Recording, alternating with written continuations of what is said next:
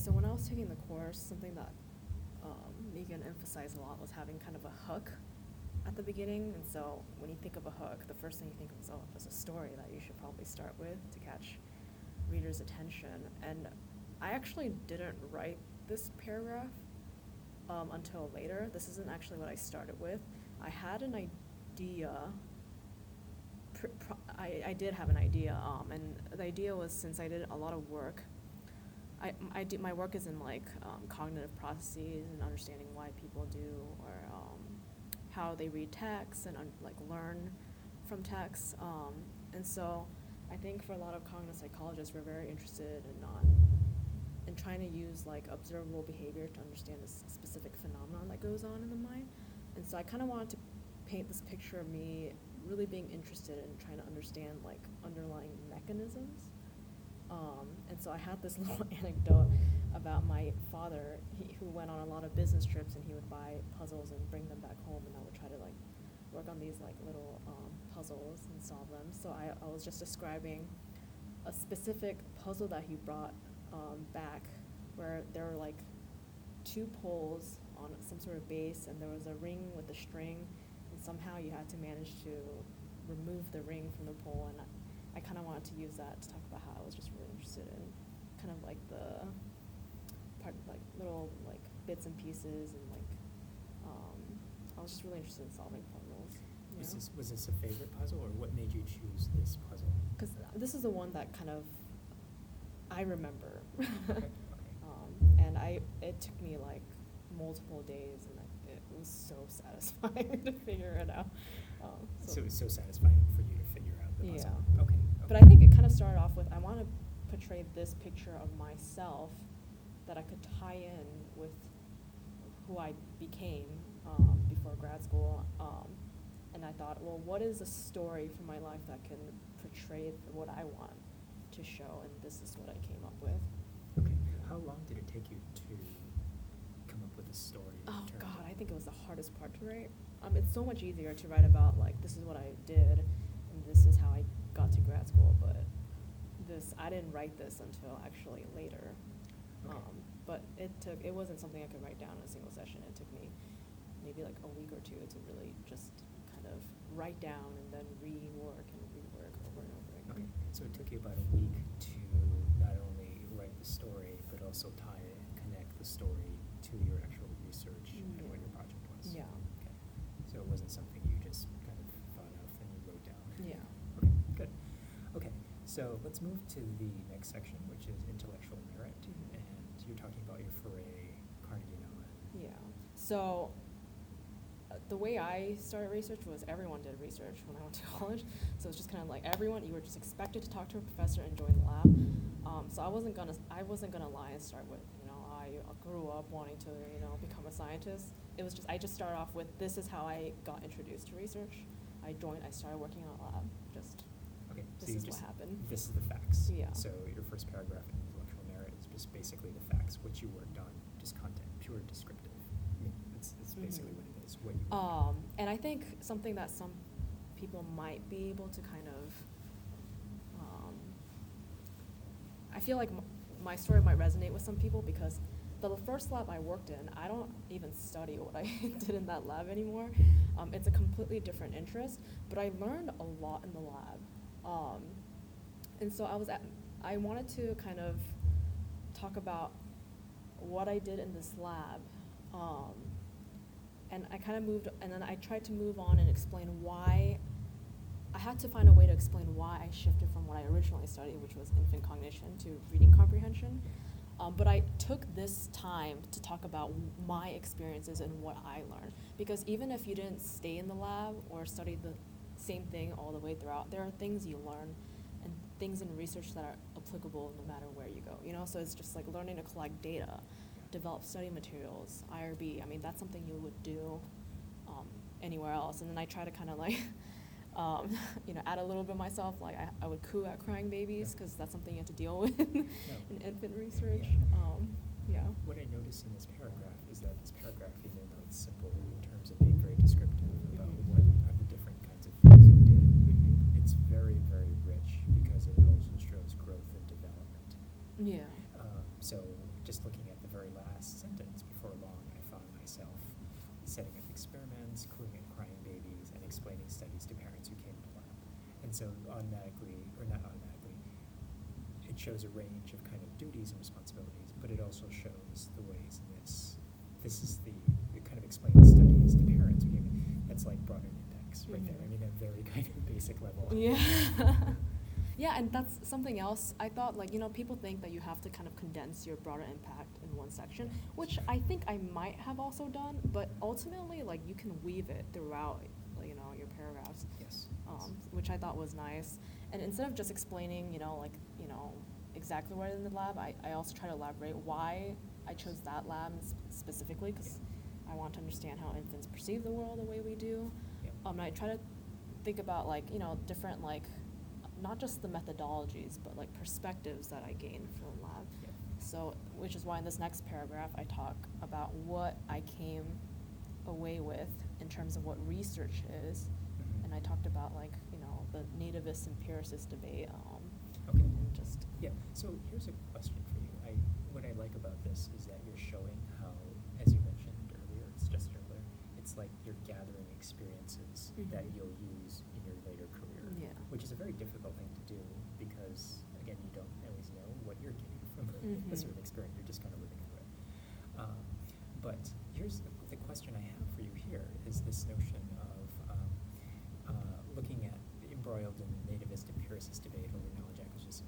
So the question I have for you is how much do you have to write for a generalist audience and the level of specificity? Because I'm not sure if this... I don't even know if that ended up in my final.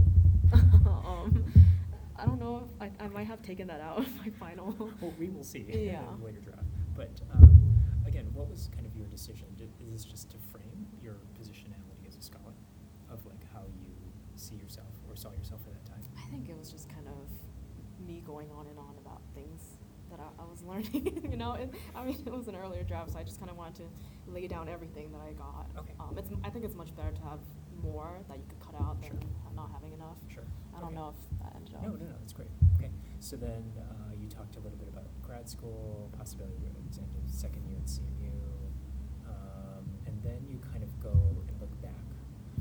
Since my freshman year, you've been collecting behavioral data from Oh, I took that out, but basically. What was going through your mind when you were putting this first in? Well, so the first thing I had to figure out I needed to figure out how I got from my original research interest to my next one.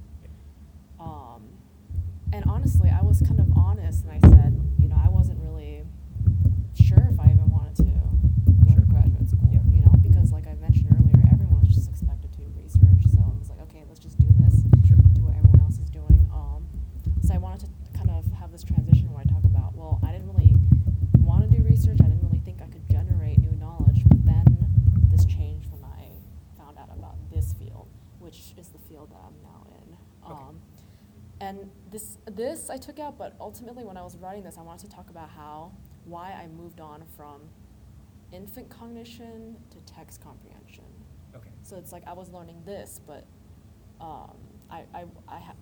there was a certain gap that I wanted to fill, and so I took other classes, and that's how I came across text comprehension. Sure. So that was kind of just what I was trying to do there originally. Yeah. Sure. Okay, so it served as a transition in terms of your research, but it also had to show again sort of what you took out of it. Yeah.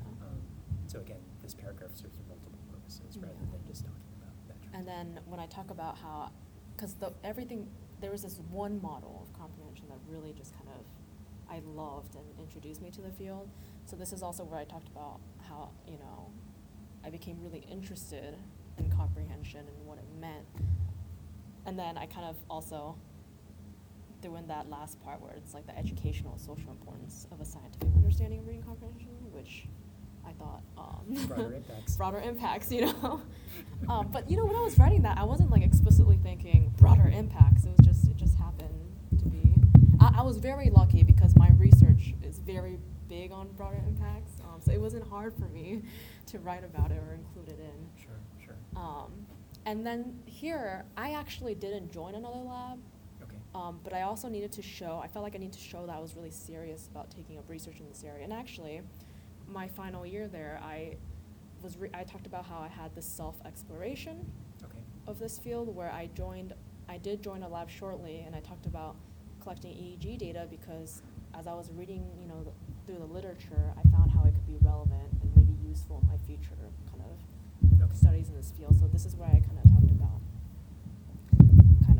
how I took initiative, and it showed that this is something I was really serious about and wanted to learn about. Yeah. Yeah, because again, you're building the case or the argument that you are actually interested and that you are actually self-directed as opposed to just, seeming to love. Yeah, and I felt like this was like, I'm actually kind of like showing maybe what I did instead of just saying, I just became really interested in this, and bam, that's it. So again, you were more showing what you do. Yeah, and I think that's really important. And then this is where I talk about, I kind of weaved in my letter writers in here too, because at least two of my letter writers in here, one became my mentor, my last 2 years, and really kind of guided me towards grad school, and made me realize, okay, I actually want to go to grad school, and then this is where I start, and that was this paragraph right here, about my self-guided exploration. And then in this next paragraph, I talk about... This paragraph, fortunately, the fellowship. No, right before. That's when I talk about, okay, well, I chose University of Minnesota, and this is why. Oh, okay. And okay, and it's like, this is the advisor I worked with, and this is why. And I think that's also really important, to show that like you've chosen to come here for a purpose, and it fits your interests. So you're talking about, again, about your target school. Yeah. Why the University of Minnesota? Yeah. Because were you a second year or first year when you applied for the MSc? My second year. Second year, okay. Yeah. So then I'm going to go into more detail about the work I'm actually doing here Okay. now. So, all right, this makes sense. And so this is kind of where, I did receive a fellowship my first year, and this is kind of an opportunity to kind of, at first I didn't want to really talk about any of that stuff because I didn't want to like seem like I was bragging Sure. or coming across that way, but Sure. you know what, you have to kind of brag in your proposal. In a later iteration, my advisor was like, she changed it to the prestigious fellowship I received, and I was like, no, I cannot add that in, so we had to compromise. But ultimately, I think the one big critique that I got from my reviewers is that I wasn't showing off my accomplishments enough. I wasn't bragging enough.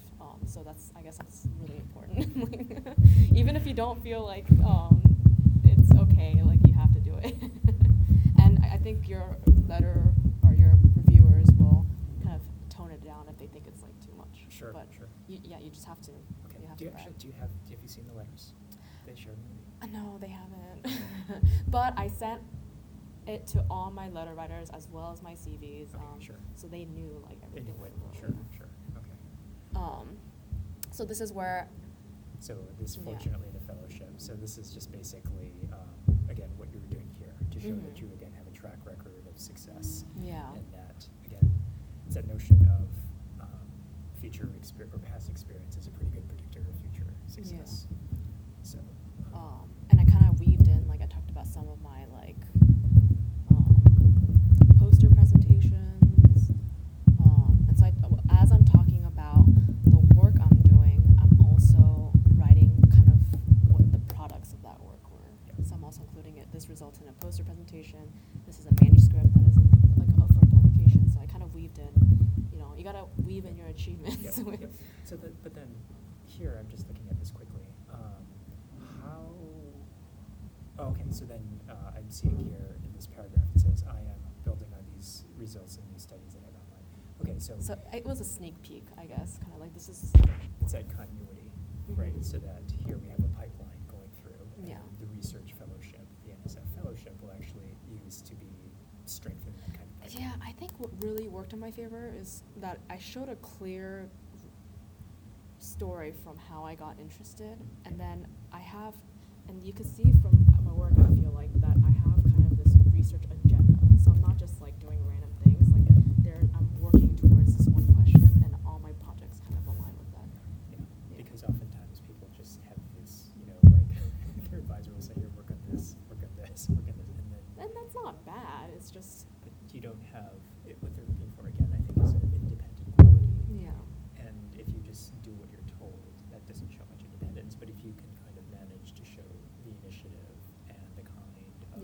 site to say, here is how these projects build on one another. Mhm. It shows, again, that you have the potential to become, a great scholar. Yeah. So, okay, great. Okay, then you're talking more about, in addition to my own So research. this is where like kind of like the whole what my advisor has me do kind of comes in. But I spun that as kind of my own, and I did have like a couple projects that kind of came out of that. And this is also kind of where I also worked on broader impacts, because I do a lot of basic research, but this was kind of more applied work in which we took a theory we had, created this intervention for kids, and I was going into classrooms and giving this intervention. And then in the future paragraph, I talk about how, so I now work as I'm like a data analyst for this project now. So Okay. it's like, this is the experience I will have. So I kind of added some of my future kind of plans. And I think I was able to kind of put in like dissemination of evidence to, or like research to schools and teachers, you know? Yeah. Like a broader impacts. No, it's great. weaving And in, then yeah. you submit it to AERA, which is Yeah. not, how can I say this?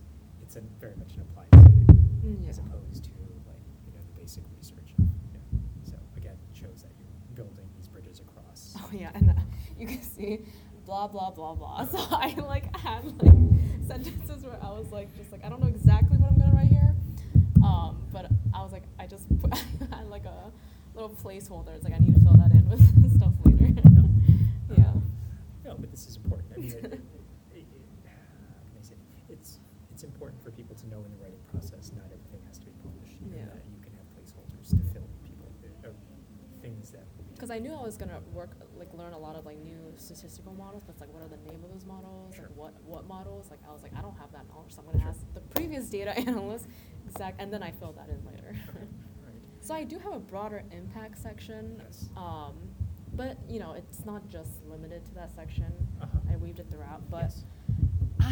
okay. So the thing is, when I went to grad school, I didn't really want to be on any committees. I didn't want. I just wanted to focus on my research. So I think with broader impacts, what I did was I wanted to once again portray something of myself and then pull in experiences that can corroborate that instead of just pulling in random like volunteer activities. Sure. So what I wanted to do was show that I really cared about disseminating, science Yeah, to the yeah, public. yeah. Which kind of tied in with my research proposal, because my work is on like using text to reduce misconceptions, Okay. So, I talked about how I did a lot of work in college, so I pulled in stuff from college. I said, leading speech workshops for at-risk middle school students where I have them, write and share speeches about themselves, and then, working with, even something seemingly as little as working with undergraduate research assistants, but then kind of spinning that off to talk about how I want them to really, do the projects they're interested in and pursue graduate studies, which I felt like tied in with what I said earlier about not feeling like I was ready to go to grad school, but having someone there for me. Yep. So Yep. now I'm in that position where I can do that for someone else. Yep. No, this is great. Um, So again, you talk about, what you're trying to do something larger. So you talked about here in this paragraph, as a graduate student, I've been Yeah. working with several undergraduates. I try to engage students in the research process. Oh, actually, yeah. So actually, this sentence is about. I think this first sentence kind of summarizes everything. So the insecurities and doubts I had about my ability had driven me to mentor and encourage the students. Yep. So I have two examples, and Yep. then the whole like disseminating scientific information was like my second. Yeah, no, this is great because this is a great topic sentence because it, immediately signposts for the reader, like, okay, this is what you want to do to help others, and then everything else that follows is what you're actually doing. Yeah. The details. And then the next paragraph talks about the current political environment. Oh, I moving cut that forward. out. Okay, in the final. That's okay. But so what made you put that in first?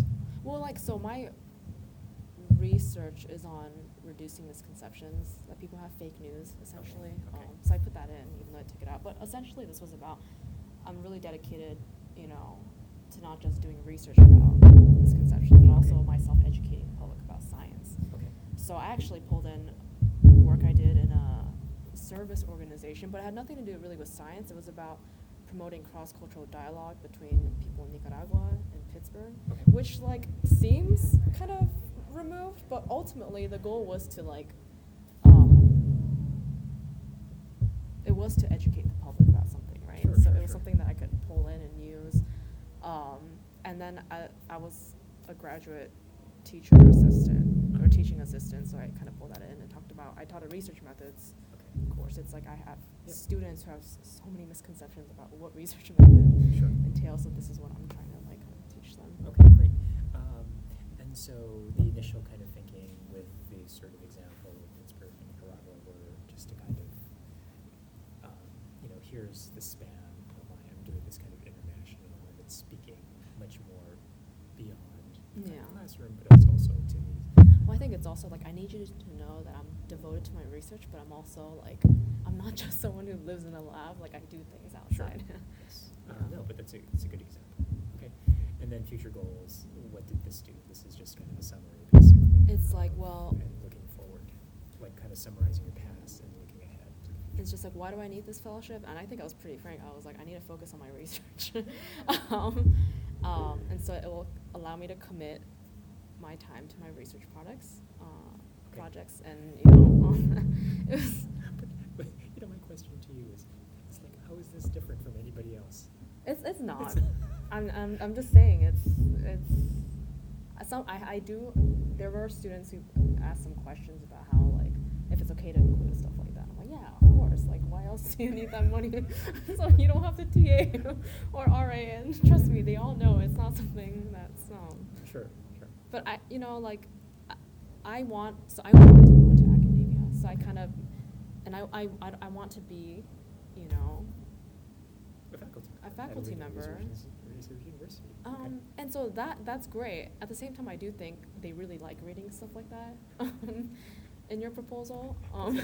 People who are reading it are in these positions. Because people who are reading in that position. So like, it's not a lie. Like I really do, but it's something that maybe you should Sure. emphasize. You should shy, Yeah. you should shy away from it because it is the truth. Yeah, it is the truth. Yeah. Okay, great. So let's move to this, which is your final Yes. that you actually submitted. So it begins with intellectual merit initially, and it says my foray. And so you began at Carnegie So, Mellon. yeah, I So took what- out my what- introduction. Okay, why is that? Because I didn't have it, and I was like, of all the things I can cut out to save space, it was my introduction, it hurt. But I was like, ultimately, I don't think I need it. What made it hurt? Well, I think when you write something, it takes so much time, and it hurts to just write the first draft, and so you kind of get, you feel sentimental, and you want to keep everything you have, but you have to, if you want to make this work, you have to cut things out. Sure. I mean- Didn't you talk about killing your darlings? I heard that. She may have, I don't really remember. Okay. But I always like save new copies every time I worked on this. Sure. So just in case I wanted to reuse it, I would have it available. Sure. But Yeah, but you have a huge investment in it because you spent so much time yeah, on it. and I was like, it's a cute story. It's a cute story, But I but was like, just- nope, gotta go. Okay. Okay, so you start out with immediately you drop the reader into Yeah. when you first started, and talking about, in some ways this is much more direct in terms of here's what I was going to do at this Yeah. time, right? No, I guess I did keep that paragraph. I guess ultimately, like, I think it was really important to show how it's not just my experience from this lab wasn't just like doing a list of things, but it was important that I showed them that there are certain things about research that I kind of took away from the lab too. Yeah. Okay, so again, you're narrating. Yeah. It's not just a chronological greatest hits of what you did, Yeah. but you're narrating exactly what you took from the experience. Yeah. And how that shaped your intellectual development Mhm. as an independent scholar. Yeah. Great. Okay. And I cut out some parts, but it was just kind of like I considered applying to grad school, but I found myself dismissing the idea because I didn't think I would be able to do this stuff. But then I talk about that's my transition to like how I actually discovered this field, and me realizing, oh, maybe it's not because I don't like research, maybe it's because I didn't like the area that I was in. Sure. Okay. Yeah. So, but you had this, right? You had the you didn't know if you could go to graduate school in the first draft. I right? had that. I just included more like information that I just cut out, and it was Yep. just like I just went straight to the point. Yeah. Yep. Because again, you need to be able to show what led to the this renewed interest in this other field, and you Mhm. were pretty blunt about basically just saying, like, it was just the wrong thing. It was just the wrong thing. And I don't think anyone would read it and be like, wow, that's terrible. You know, I think a lot of people go through that. What you study at first might not necessarily be what you study now, you know? Yeah. So, and then again, you start talking about, what, here you talk about, I was struck by the educational, so again, gesturing to broader impacts, Yeah. gesturing to, wow, it's like this opening up of the world that you didn't Mhm. realize existed. Yeah. Right, okay. And it wasn't like something I made up. Like, this was literally stuff that went through my mind, but I just had to figure out a way to get it on paper. So, in your free time, you really started delving in? Yeah, I did. Maybe, I think grad students aren't typical students, you know? But no, again. I did. I thought it was incredibly interesting, so I started reading papers and learning more about, yeah.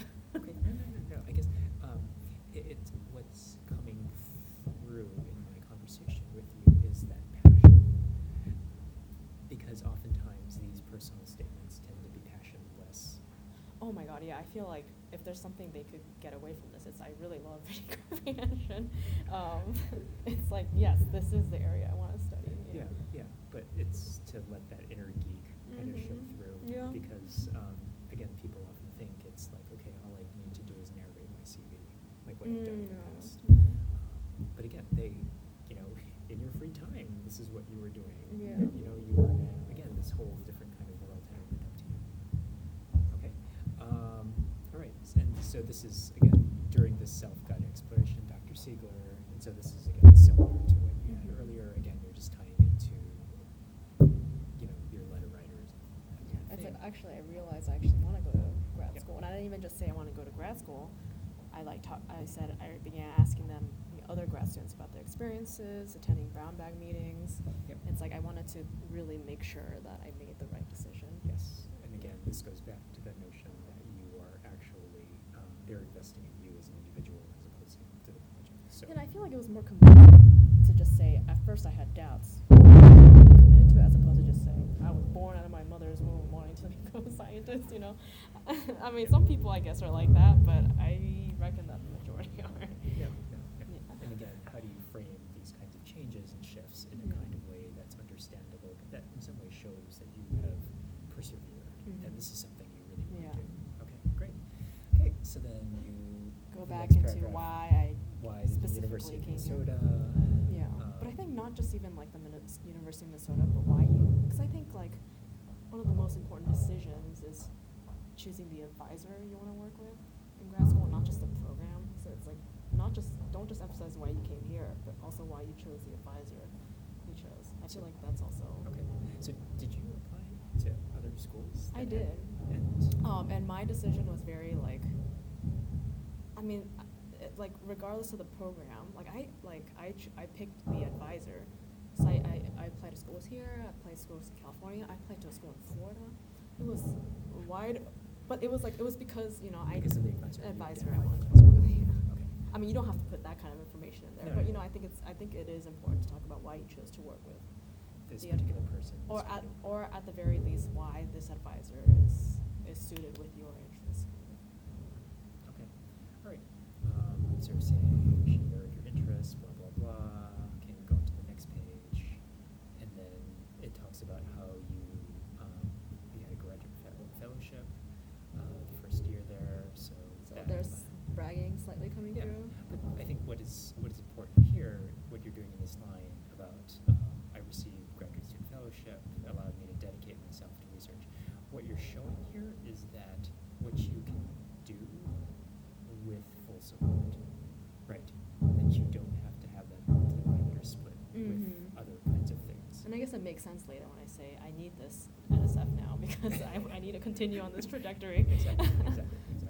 So, okay, great. So again, Going this is on. pretty much the same. Research. And again, if I could highlight a few things from this, is that just judging from the earlier drafts, it's like, again, you're sort of taking out the high points and describing in some detail about what the research is and what it does. Just and what it enough accomplishes. so that lay people would understand what it is,